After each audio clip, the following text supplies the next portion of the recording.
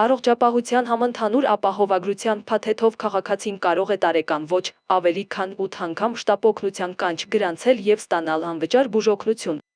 Այս մասին ասել է Հանրապետական շտապօգնության ծառայության տնօրեն Սահակ Հակոբյանը։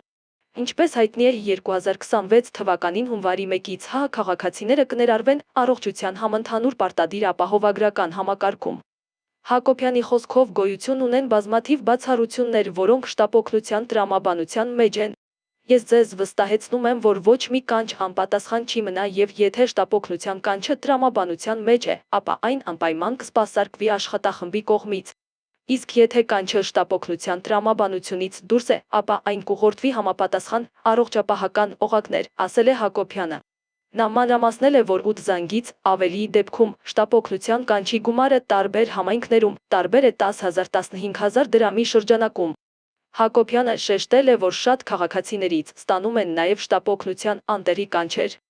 2026 թվականից իրենք նման կանչերը կփորձեն մերժել կամ որոշ դեպքերում կսահմանափակվեն խորհրդատվությամբ։ Կանչեր ենք ունենում, որոնք բացարձակ շտապօգնության հետ որևէ աղերս չունեն։ Այսուհետ, այդ զանգերի սպասարկումը կփորձենք մերժել։